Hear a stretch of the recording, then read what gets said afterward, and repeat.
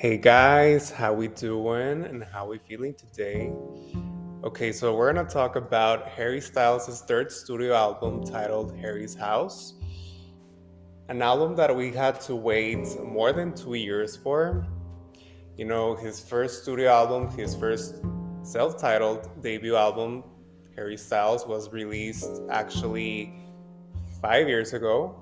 It was in May of 2017, followed by Fine Line, which was released, I think it was on December of 2019. And then fast forward to Harry's House, which came out on May 20th of 2022. So, okay, the only single that we had previous to the album release was As It Was.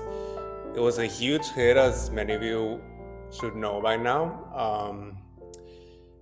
And it was actually a nice change of pace for Harry Styles. Sorry, because at least for me, the sound was really different from what he had done before. It was a nice change of pace of that. I like the more upbeat nature of the song. So when I listened to the song for the first time, I was really, blown away. I was really looking forward to the new era because I would consider myself a casual fan of Harry's. So basically, with time and with the more music that he's released, I become a more of a fan of his. So when I listened to As It Was for the first time, as I'm saying, I was really excited for this new era. And okay, so let's talk about it.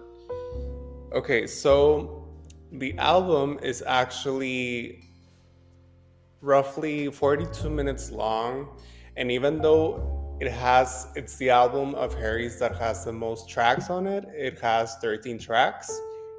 Fine Line has 12, and the debut album has 10 songs.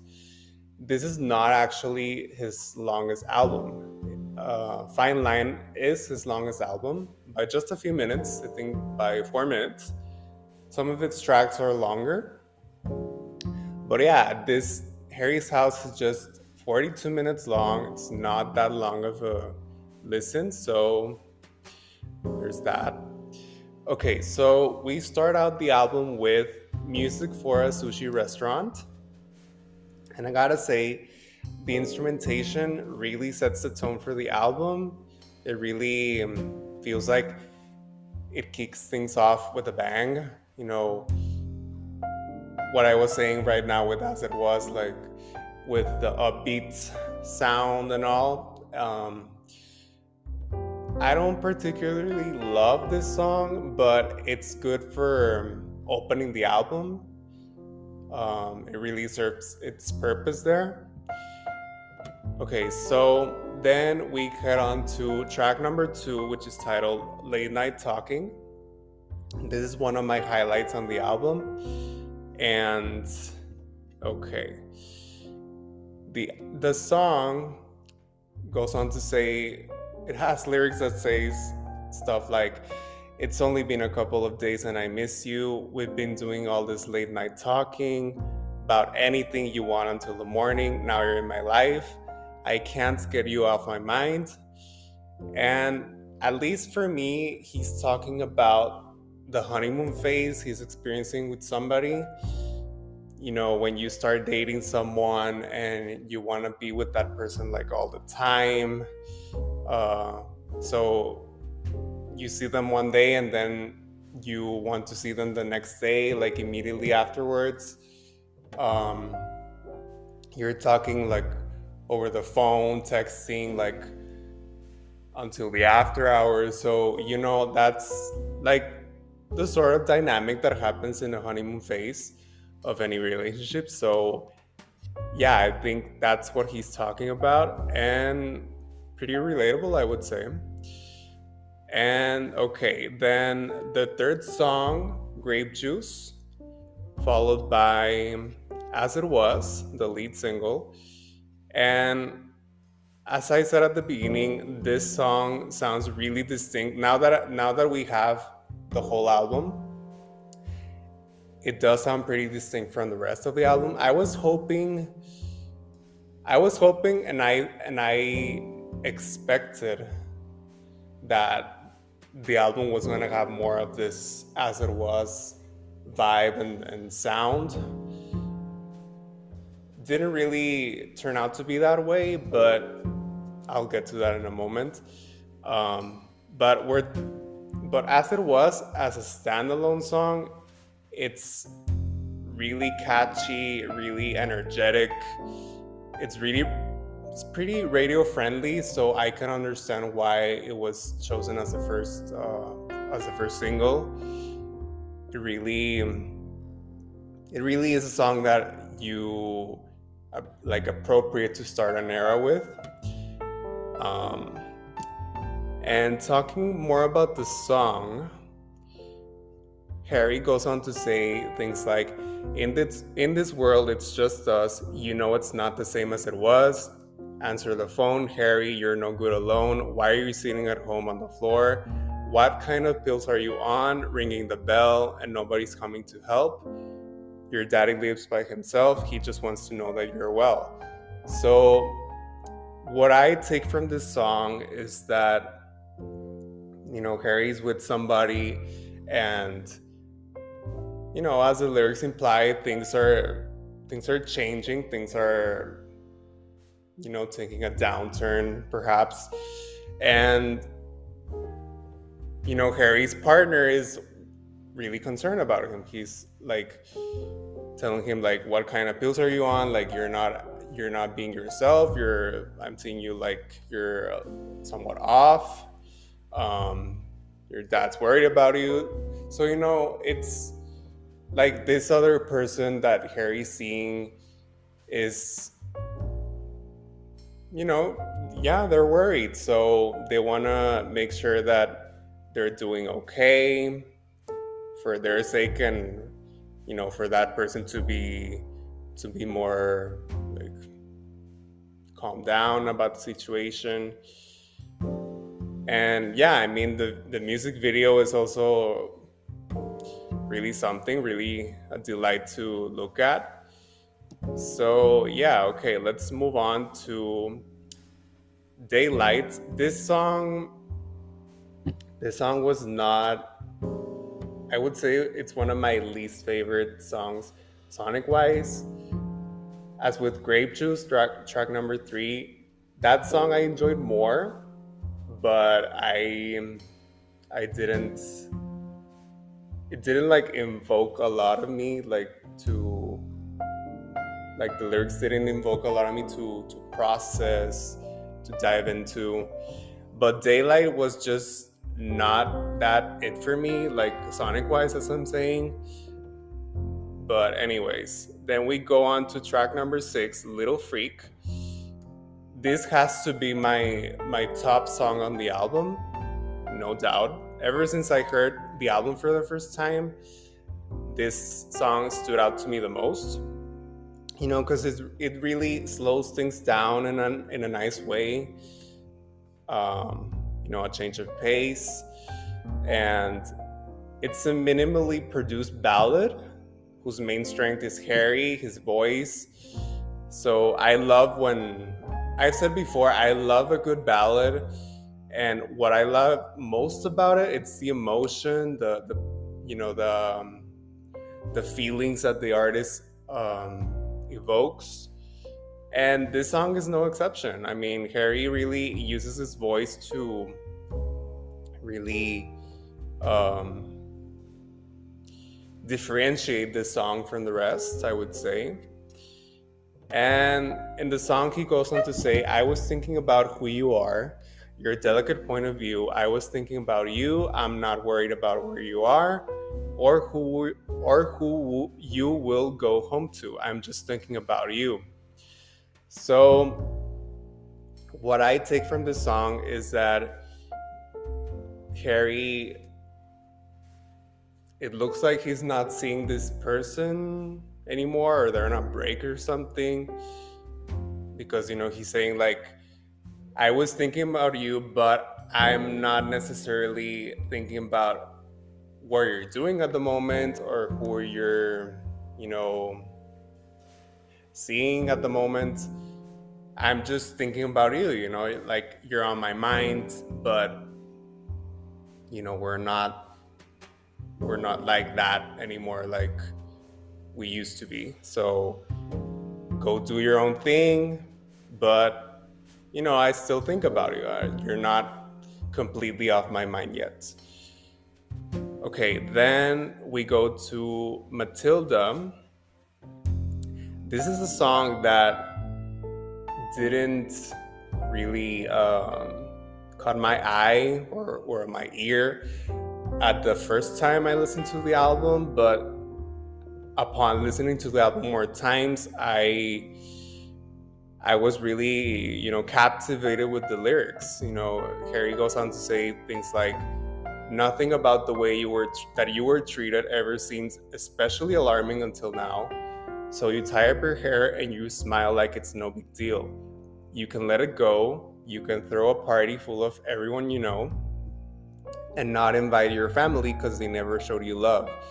You don't have to be sorry for leaving and growing up." So yeah, I think this song is pretty straightforward. What it's saying, this girl that Harry's talking about, he's like realizing that the family of this girl has been treating her really terribly for I don't know how much time. It seems like a lot of time. So yeah, he's like saying like, I know that they're not gonna hurt you anymore, but you have to let them go. You have to do your own thing and not be sorry about it, be unapologetic about it. Just because they're her family doesn't mean that, obviously, doesn't mean that they have a right to treat her that badly. So yeah, I mean, Harry's telling this girl like, you have to know your worth, have a lot of respect for yourself. So demand respect from everyone, every single person in your life. And if they don't give you that, if they can provide you that, then that's not the place for you. Simple as that. Okay, then we go on to track number 8, Cinema. And this song was, I felt that it was a more like a, how could I say this? Like the lyrics really are really suggestive, I would say. I'm gonna leave it at that. But if we're talking about the vocals, I love that Harry, he sharpens his vocals towards the end, really like hammering home, the message that the song is that he's giving in the song. So yeah, this is quite an interesting song, I would say. Then track number 9 is Daydreaming. And this song, upon my third listen of the album, this song became another one of my highlights. It grew a lot on me. It has a lot of elements that really work for me. Again, as with Cinema, Harry's vocals are a really strong point here. But especially in this song, I would say that this song was the one that impressed me the most out of the 13 on the album because of the vocals. This song, if I paid enough attention, which I believe I did, this song, I believe, is the one that Harry let out the most high notes, and really great high notes at that. And he really brought his A game to this song. So yeah, I really appreciate this one. And I like also the the vibe of it, the beats, everything just clicks. And then it's followed by track number 10, called Keep Driving. Mm, don't really have anything particular to say about that one. Not a bad song, just, not that interesting for me. Then track number 11 is Satellite. And this is another song that grew up, not grew up, that grew on me with each listen. Not as much as Daydreaming necessarily, but it did grow on me. Um, I love how it starts out slow, so you think one of those songs that starts out slow and you really think that it's gonna be like that the whole song, but then it switches up on you and it gets things moving. So yeah, that's really I love when songs do that, like the fake outs. Like for example, Happier Than Ever. It's a really good example of that by Billie Eilish. So, and also with Satellite, I love the chorus. It's really catchy, and also the song builds up pretty nicely towards the end. So yeah, it's a really entertaining song from beginning to end, I would say. Then we go on to track number 12, Boyfriends. This The lyrical content of this song, I would say it's one of the more interesting ones for me on the album. And well, to start off, it's a really nice, soothing acoustic song. I also appreciate a good acoustic moment. And well, the song goes on to say things like, he only calling you when he don't want to be alone. Boyfriends, are they just pretending? They don't tell you where it's heading. And the game's never ending. So yeah, I mean, Harry's talking about, those kind of boyfriends that are really like players, like they don't know what they want. They're just messing with you, messing with your head. Clearly their intentions are not good, or they don't even know what they want out of it. So they're just like wasting your time because they're not being clear with you, they're not being direct with you, like, okay, this is what I'm looking for. And so they're not even saying that, they're being dishonest. So yeah, I mean, Harry's pretty much saying that these kind of boyfriends are that nobody should waste their time on them. So yeah, you better look for love elsewhere. And lastly, the last song, titled Love of My Life. Okay, this song I think was a pretty nice way to end the album. It's a pretty melancholic song, reminiscing about a love that didn't end up meant to be, wasn't meant to be at the end. Saying things like, baby, you were the love of my life. Whoa, maybe you don't know what's lost till you find it. It's not what I wanted to leave you behind. Don't know where you'll land when you fly, but baby, you were the love of my life. Saying like, you don't know what you have until it's gone, which is a pretty relatable thing, if you ask me, that many of us go through. So yeah, I mean, Harry's basically saying like, I didn't necessarily want to call it quits, but it was for the best. It was best to part ways, even though I didn't want to. But now that I look back, I realize that you were the love of my life, and we really had something special going on there. So yeah, that's the whole album.